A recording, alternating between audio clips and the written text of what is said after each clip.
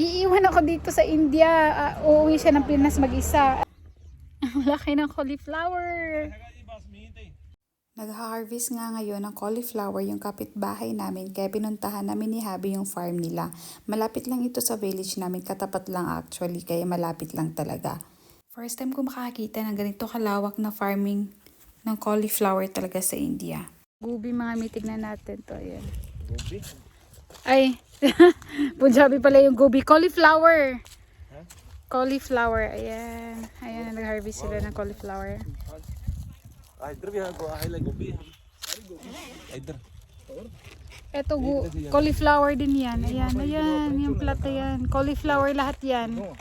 Ay, cauliflower. Oh. para season summer season mainit Para sa susunod na season. चली जाइए बंद नहीं जो मंदिर Maliliit pa sila para yan sa June at July. kani karan pa na ho Eto, ayan, nag-harvest na sila. Diba? Sobrang laki ng plat, no? Tignan yan, sobrang lawak ng plat. Sobrang lawak ng plat dito, as in. Sobrang lawak ng taniman. Ayan, ayan o, mga harvest nila. Tignan natin yung malalaking cauliflower. Wait lang. Ito. Pinipili kasi nila yung hina-harvest nila. Ito, ayan o. Ang laki. Ito. Tingnan nyo. Oh! Ang laki ng cauliflower. Cauliflower. Cauliflower. Sobrang ganda ng cauliflower mga mi.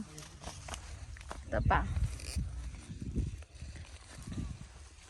Dito din. Ayan. Diba? Ang gaganda. As in. Ayan o. Ayan mong pen. Ayan yung village namin. Pin. Ayan, church. Simbahan. Gurdwara. Ayan, ito yung pin namin. Ayan, yung village namin.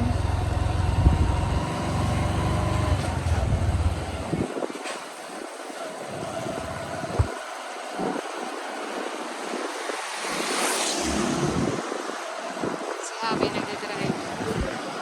Tanaw sa likod.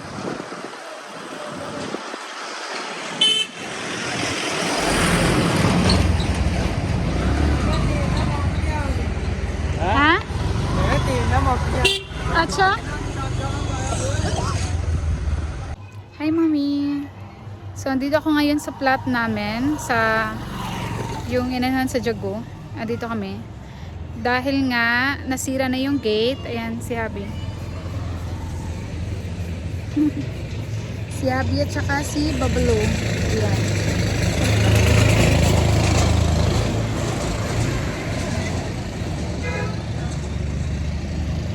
Nagkukulay siya ng gate dahil nga nasira na. Dahil dito.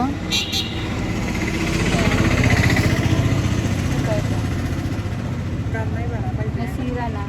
So kailangan niyang kulayan. करना ही पैना सारे किधर हुई जंदा है ना सही नहीं लगता Kita, Haji Chika. और फिर ठीक है कितने लगे मुझसे यार कराने Eh, ganina.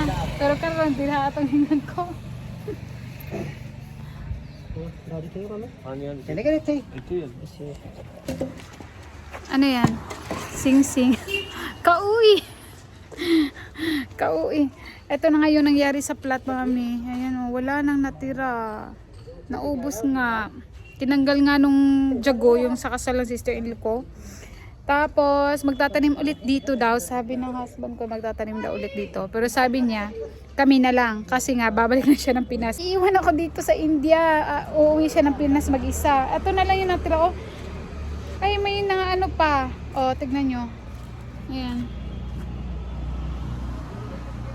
Akala ko namatay na to, pero may mga ano pa lang. Na, nabuhi? Ano ba Tagalog sa nabuhi? Ang hirap talaga pag di ka Tagalog mga may Bisaya, manggod ta. Uy, Ito, ayan, carrots. Ayan, carrots yan. Ito, mga carrots. Ayan. Sana mag-grow pa siya. Akala ko, natanggal to lahat as in, pinatraktor. Pero na ano pa siya. Kasi nga taglamig. Pero ngayon na tag-init na kasi. O, tignan nyo yun. O, tignan nyo yung araw. Sobrang mainit na malamig. Mainit, pero yung hangin malamig. Ganon. Okay na nga yung panahon ngayon. Parang kalat mga mi. Hindi pa to nalinisan pagkatapos nung mga okasyon. Ayan yung lumboy oh. Ayan, fruits yan. Ano lang siya, maliit lang na kahoy pero yung bunga nito sobrang lalaki talaga as in. Tapos matamis pa. Ito yung ano nga, may daanan. Baka nagtataka kayo kung sinabi ko yung mayroong parking lot dyan. Kasi may daanan dun sa kabila. Dun pinapasok yung sasakyan. Pero ngayon hindi na kasi dito na nilalagay yung sasakyan. Dito na pinapark nila yung sasakyan. Ayun sila habian dun. Dito na pinapark yung sasakyan. So, yung ewan ko kung ano mga nilagay dyan. Wala sigurong gamit or meron ba. Hindi ako sure. Tapos ito daanan ng train mga may. Ayan o. May dumadaan dyan na train. Bihira lang ako makapunta dito sa plot dahil nga paminsan hindi ako pinapayagan nila ng nila mami dahil lalo na pag mag-isa lang hindi ako nila pinapayag mag-isang pumunta dito, dapat may kasama. Eder di ko babuluhay mera vlog.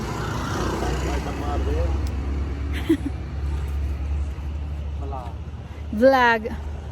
Ayan si Damon, siya yung batang nasa amin, anak ng kapatid ni mami. Si mami nag-aalaga sa kanya dahil nga, basta long story kung asan yung family niya. Dahil okay na yung panahon, so dapat 8 AM or 8:30 ata school na sila. Before kasi nung taglamig 10 AM start ng school nila. Ngayon na tag-init at taglamig, okay na yung panahon, hindi na medyo fog. Kaya yung start ng schooling nila ay 8:30. Can you start your school? Sadiat waje. Ne, magas kine waje start school. Kine jane school waje. Sadiat waje. Sadiat waje. 8:30 yung start ng school niya. Dahil okay na yung panahon, hindi na fog.